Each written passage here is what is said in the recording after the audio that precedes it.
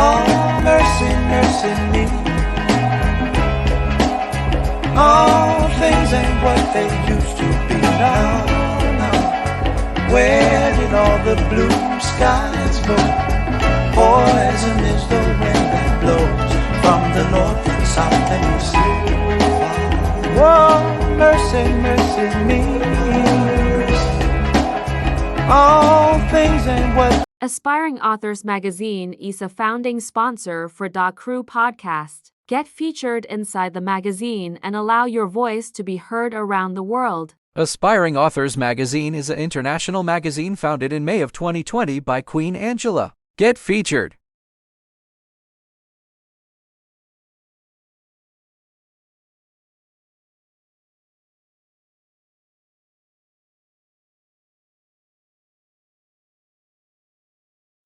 Aspiring Authors Magazine is a founding sponsor for Da Crew podcast. Get featured inside the magazine and allow your voice to be heard around the world. Aspiring Authors Magazine is an international magazine founded in May of 2020. Because I'm back.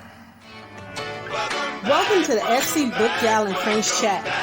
We're going to be talking about the latest in book reviews, author interviews, and life. Come on in and join us. We're ready. Are you? I know you like that. How long you been back, man? I see the girls in the club, they're getting wild for me.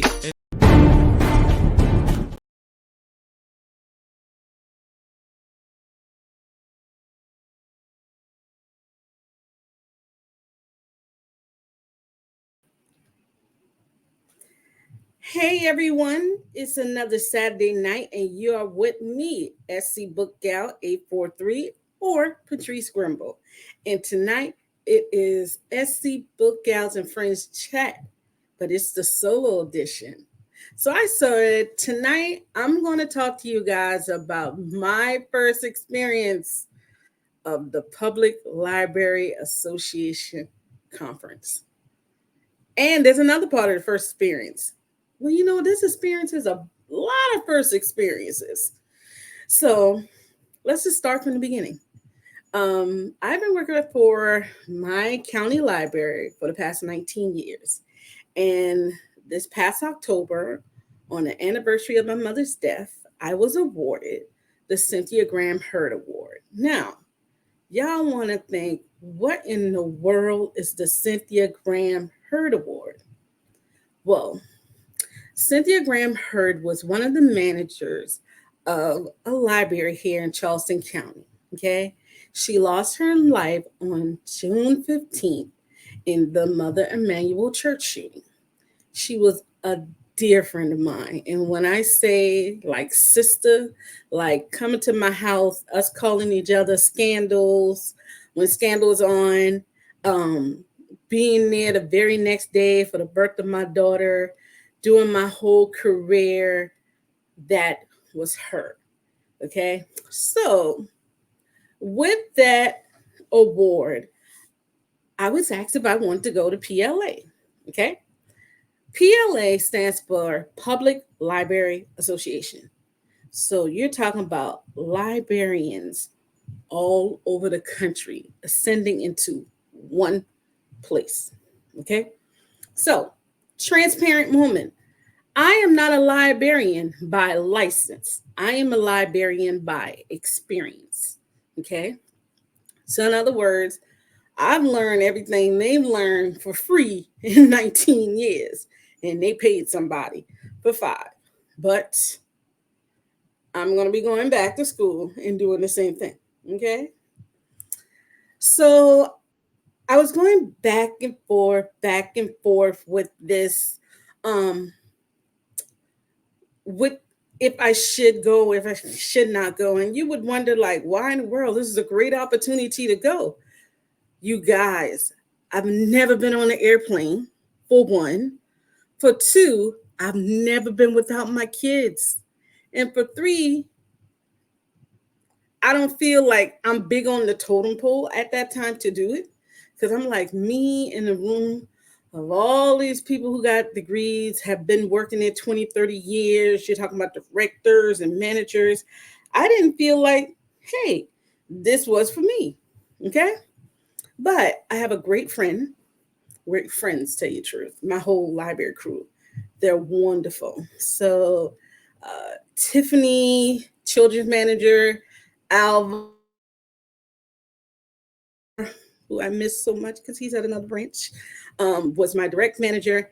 And my very best friend, we call ourselves Thumb and Louise, Terry, like, you should go. You'll be all right. We'll walk you through the process. Okay.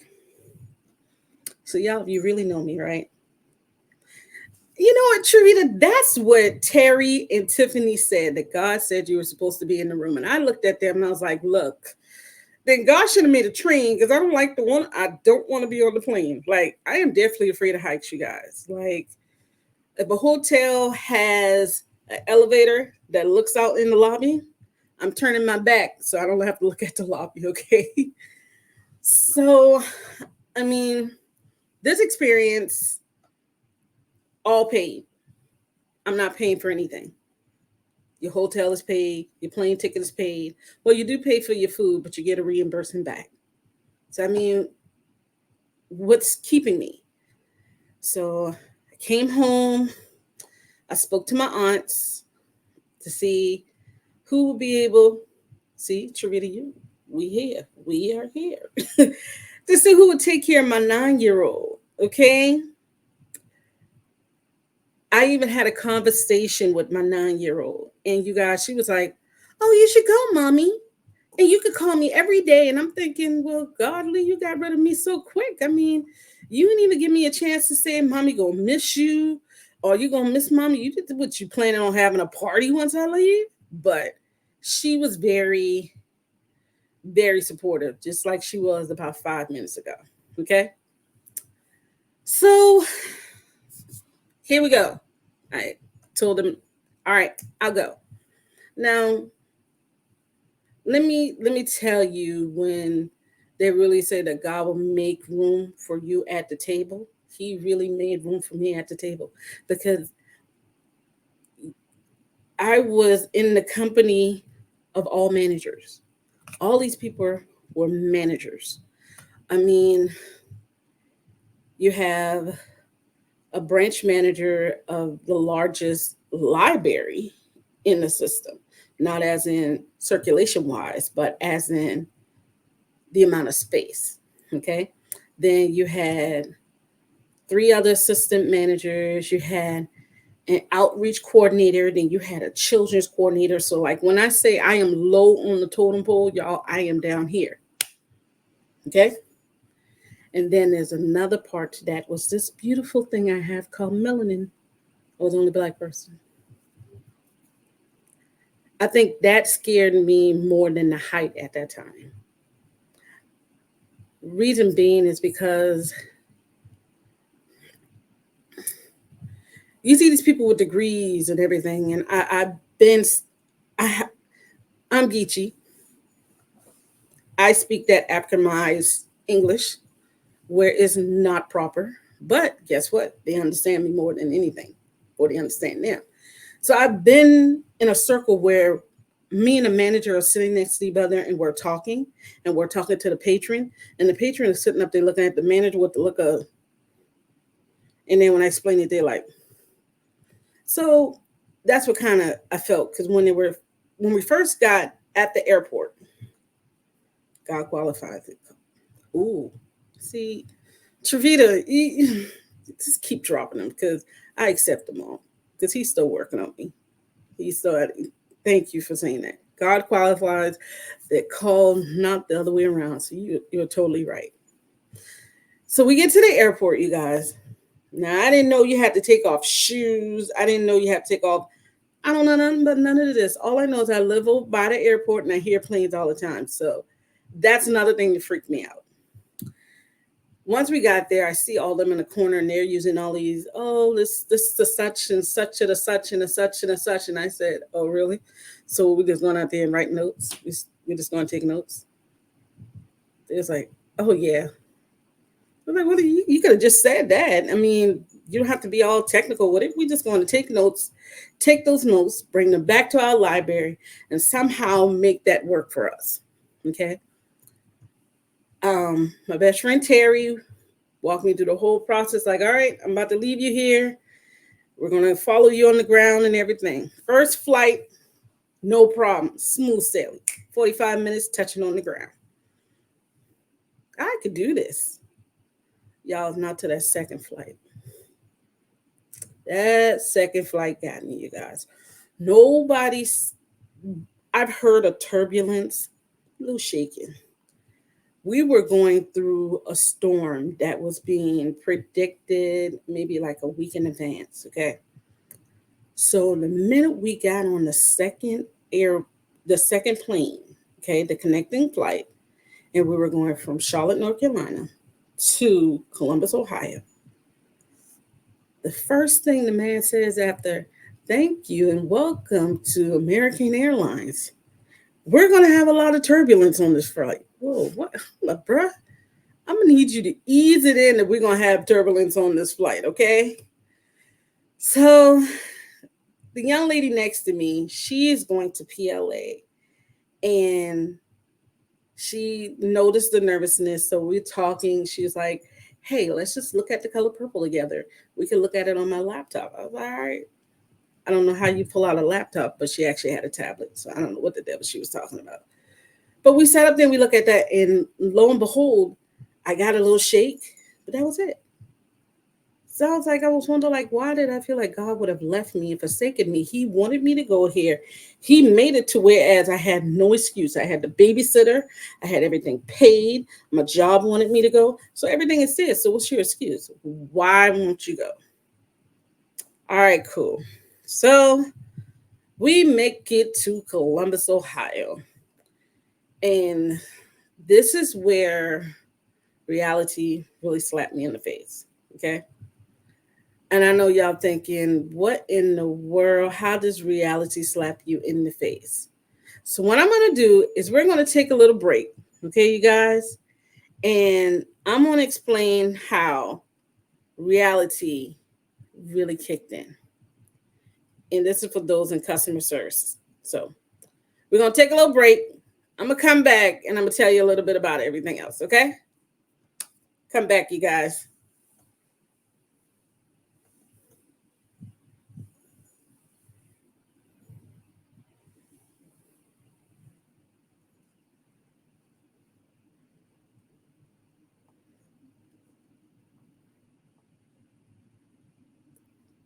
So while we wait for everything.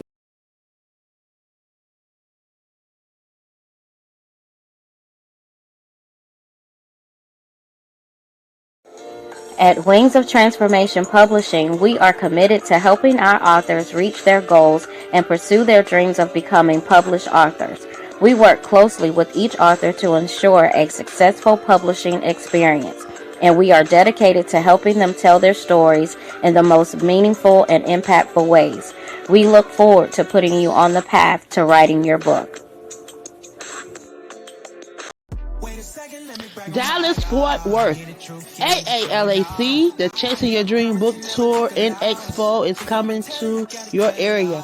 Mark your calendars, May 18th, 11 a.m. to 3 p.m. Central Standard Time. We have some amazing authors, some amazing business owners that's going to be sharing about their brand. We have some workshop facilitators that's going to be coming out. They're going to be teaching on branding, marketing, and networking. I want you to plan to be in the building, to be educated, empowered, and encouraged. Come out, support.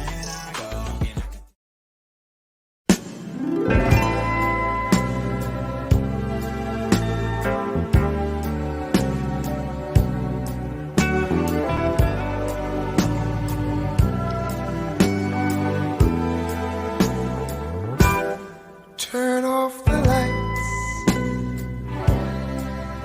light a candle. Tonight I'm in a romantic mood. Yeah. Let's take a shower together. I'll wash your body, you wash mine. Yeah. Love me down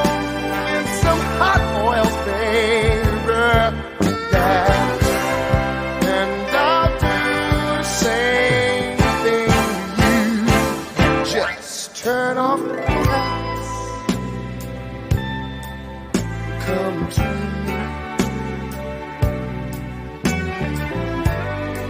Girl, I want to give you a special treat. You're so sweet. Turn off the lights. So, now remember where we left off. I just touched down in Columbus, Ohio. Okay. The weather is very bad because they were talking about tornadoes and floodings and stuff like that. But if you live in Charleston, you see that almost on a daily basis. So it didn't faze us any. Here was where I had to speak life and I had to speak the word into myself. We walk into the hotel. It's me and the crew, me and everybody from the library. It's like 4 of us. 1, 2, 3, 4. No, there's 5 of us. 5 of us. Okay. So we walk into the hotel and the gentleman, we was like, oh, we're going to run over, get our stuff, come back, our registration. So we are in the hotel. Okay. I'm on the phone back over here, talk to a night, saying I touched down, hang up the phone. So we're next, and the man said, oh, to everybody in a row. Now I'm behind them because, like I said, I was on the phone with my daughter. Oh, one by one. Oh, you're here for the conference. And you're here for the conference. All of our names on the same exact itinerary. There's nothing different. The man has, and looked at me and said, oh, and so what are you here for?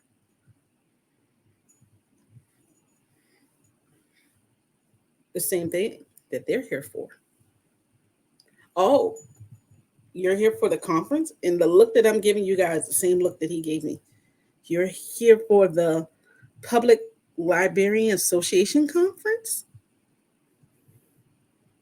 Yes. Oh, and your name is Patrice Smith. He looks, oh, okay. Oh, I didn't pull it out. He still has this look of like, really? So I don't know if you guys have been paying attention to my show, and I told you about this documentary that's coming out. Matter of fact, it's coming out in June, and it's called Are You a Librarian? That's the look that he was giving me. Like, are you really a librarian? Let us say I went in my room, and all of them are telling me they're sorry on the elevator. Like, yo, Treese, we're sorry. He shouldn't have thought that. He shouldn't. I was like, yeah, I'm all right. Yeah, I'm all right. So I went in my room. I had to speak life in myself. Like, you know what? God wanted you here. He made everything line up. Look, take what you can, soak this information, take it back. Use it for work. Use it for your podcast. Use it for your friends. Use it, use it, use it. So, first day of the conference, I'm walking inside this huge convention center. Beautiful convention center. Y'all, I can count how many people look like me. I could count. So at this time, everything the gentleman was saying and his facial expression all came rushing back to me. And you're wondering, like, so why was that? Why would that offend you? Why would you take that? I take that because I've had so many incidents whereas my level of knowledge could not break through my color. In my community, that is big. And I love the fact that aspiring authors has this platform, whereas I can give African American author or authors of color a chance to talk about their books, promote their books, talk about their brand, talk about their journey to becoming an author. That is why. So kind of a way, me seeing this was a rededication to how I feel about being an African American reader. Okay. So we break down into these different conferences and conferences, different sessions. And one of my first sessions, we're talking about banning books. And if you know, and you go to public libraries, and if you do a lot of reading, you will know that book banning is one of the biggest things. It came from the dude down there in Florida, the Santos, when he went into the public library and the school librarian didn't like this book, this book, this book. Okay. So a lot of the books of color that deal with race issues, that deal with incarceration, that deal with social justice, that deal with domestic violence, books that deal with family issues, books that LGBTQ, a lot of the books that challenge the mainstream thought pattern of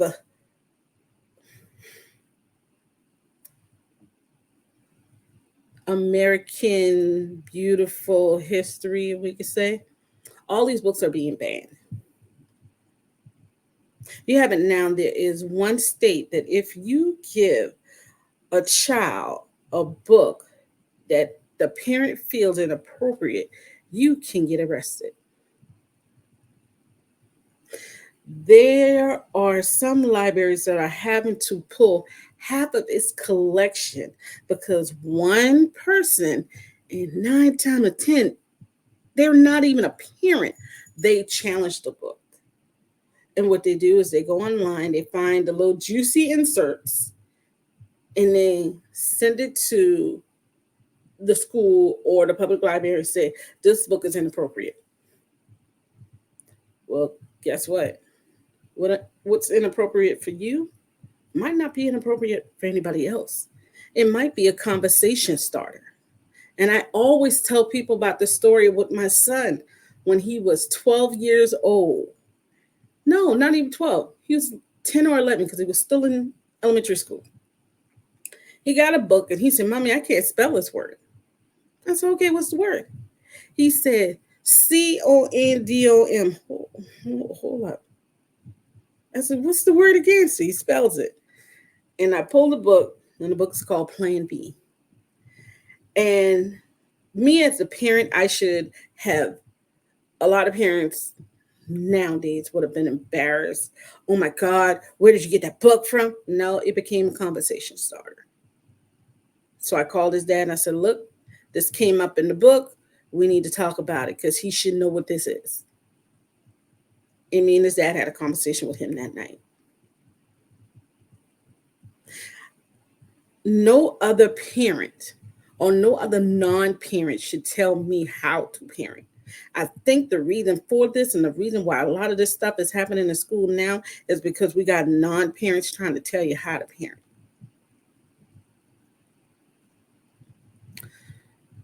But we won't go there. That's a whole different thing. That's a whole different thing. If we start trying to be our kids' best friends, we won't have all the situations that we have in nowadays. But they took that out of the hands of parents and made us try to be their best friend and do that. Gentle parenting. No, sorry. That ain't about me. But let's go back. So I'm sitting and I'm coming out the conference. And so my next section is about the Black Librarian Handbook. Okay. So there was a panel discussion that were several members of BCLA, which is Black Librarians, Black Librarian Association. Okay. They were talking about how we should try to get the unconventional ways to become librarians. Because to tell you the truth, and what I've seen in over my 19 years, you're paying $60,000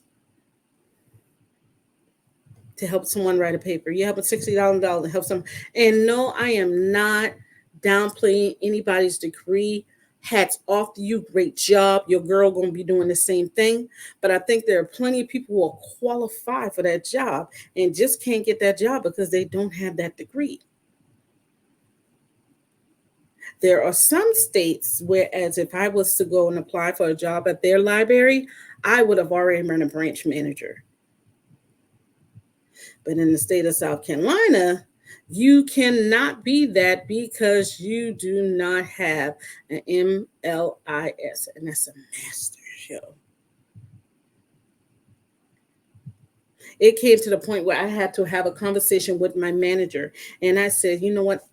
I'm doing 8 to 10 programs a month where you have librarians now that are doing 1 to 2 programs, sometimes none.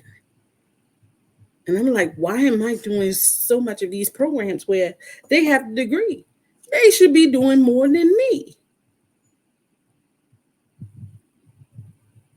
It was crazy. I don't know, gentle parent it is. I know the action, consequence, responsibility, and accountability. Oh, let me explain to you about the gentle parenting. I don't want to go.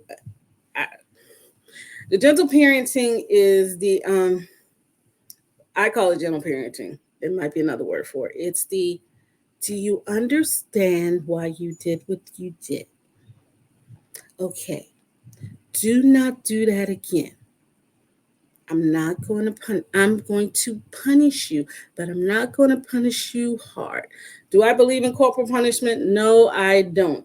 But my daughter's on punishment right now. She know good and well. Don't lie to me about your homework. You lie to me about your homework. Now you're doing the weekends of mommy's homework. And she just told me earlier today, I should have did my homework. Yeah, you should have. So, wow, I never knew it like that, but it happens in most fields. Yes, becoming a librarian. Oh my God. So there are 3 ways you can become a librarian in Charleston County. Okay. No, South Carolina. If I say Charleston County, Charleston. One way is get the full MLIS. The second way is you get a bachelor's in any field you would want to, and you continue to take 16 accredited hours every year. And then the last one is called a non-provisional, where you get the bachelor's and I want to say that one is 6 hours per year. Okay. But the crazy thing about it is, and the biggest debate for me, and me going back to school right now, is to let these kids see. Use the word. What? You cannot use the word punishment? It's abuse? Oh my, that's wow. Wow. Wow, that's an eye opener. Me and Black Diamond, we might need to talk. I'm gonna talk to you later. So the only difference between my position and the librarian position is maybe $60,000 worth of student loans and $1,000 in a paycheck. You should never say there are consequences to the behavior. Let's talk about it. You should say that there are consequences to your behavior. Let's talk about that. Now, you know, language has changed and I cannot say what I like to say, but you get the picture. I know. Oh my God, I know. That's going to be it. I'm going to have to, we're going to talk. So, back to my trip. I'm getting there. So I'm in this room with all these librarians, and here's the thing, that this is what happens. The man and a lady were talking, and that session was over. We were sitting in a corner, and she said, all right, everybody who is a librarian, she said, everybody works at a library. We all, right? She said, yeah. She said, okay, if you work for the library for 5 years, sit down. If you work for the library for 10 years, sit down. If you work for the library for 15 years, sit down. So there was like maybe 3 or 4 of us left. And she said, if you're a manager, sit down. So 2 of them sit down. She said, so tell me why these 2 young ladies right here cannot be librarians. Because I bet you if I put them in the room, they know as much as you know. He said, there has to be an unconventional way to let's keep the color in the library. He said he is going to conferences, whereas he has sat down, he's told them that he's a director of a library system, not a manager, not a branch manager. He's a director. And he said they look at him like, what? He said, I purposely hire people of color in some cases because we're not represented. Now, for me in my library system, I have to say it's pretty diverse. I've been so fortunate to work around Black male librarians and female librarians. But lately, I would say that the crop of people that are coming through right now, maybe 4 or 5 of them,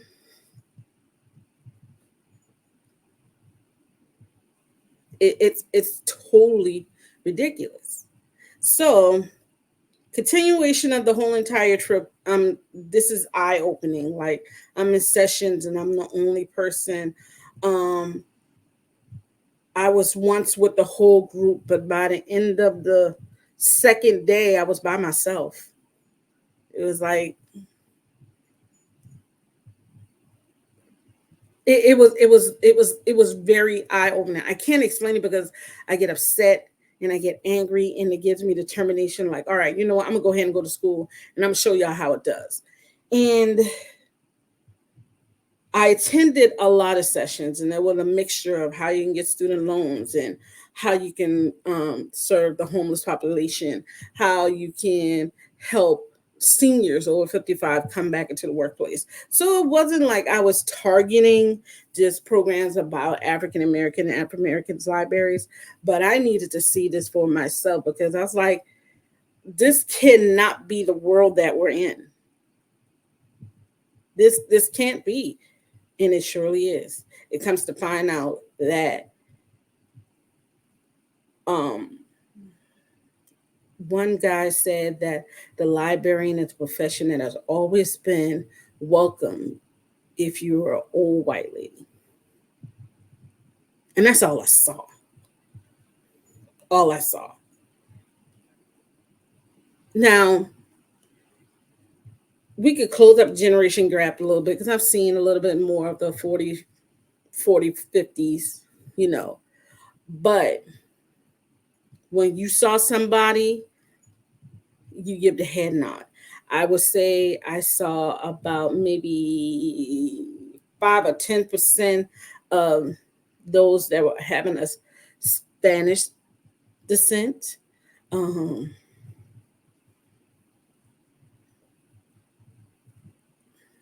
Yeah, it was something across the board. Think about if we are at the bottom of the totem pole, and even worse for African American women. Yes, yes, especially in this little world. And you wouldn't, I mean, being a librarian, you thinking, oh my God, this can't happen. There's one session that was called uh, the Handbook of Black Librarians. There's a book that's going to be coming out that's going to do a history of those Black librarianship from first library to now. 7% African American. 7%. So this trip, coming back home, it was easy. We had a little turbulence, but it was bridge run weekend. So I came home, and it really made me think like, you have to be up for this challenge, Trees. And that I am. I feel that I need to become a librarian because I need to show these little black boy, little black girls that, hey, okay, we can do it. And I did it after 19 years, and I went back. I feel that I have to prove people wrong. I feel that this is the path that God has sent me on. And technically, I just don't want to fail my daughter. I just don't want to fail my nephews, my nieces, my cousins, my son. So, Black librarianship is an endangered species. And this girl want to put some life back into it. So I want to thank you guys for listening to my little trip and how I overcome the craziness of the crazy. Next week, until I meet you, Patrice, my kids never seen them. So I have a comment from Black Diamond. Until I met you, Patrice, my kids have never seen an African American librarian. I'm proud to say I know you and an African American woman librarian. I've never seen one. When I first started working at the library, I've never seen one. The first person I saw was my mentor, Cynthia Graham Hurd. And when I saw her, I thought she was just like a circulation manager. And she said, no, I'm a Black librarian. Oh, okay. And then she introduced me to Miss Kim Williams. And then I met Mr. G, and he is a Black librarian.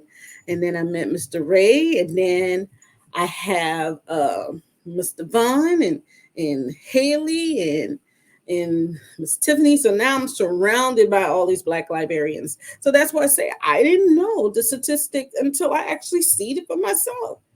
And even going inside the exhibit hall, when people saw me, one lady asked me, can you tell me where the restroom is? I've been in your building the whole entire day. No, boo, I work here too. When you find the restroom, you come back and tell me. I'm with you. I'm working this conference too. I'm so sorry. I'm thinking to myself, okay. So it is. So I'm gonna end this tonight. So y'all pray for me. Because I'm going back to school with books and stuff like that. Oh, Jesus. But catch me tomorrow night. I'm talking poetry. I'm going to give you a list of the best that we have inside Inspiring Authors Magazine. Make sure you are here tomorrow at 8. And you guys, thanks for listening to me talk about this, because this has been weighing on me heavily, and I feel like we could talk. So I will see you tomorrow night, 8 o'clock, back here. Good night, you guys. Bye.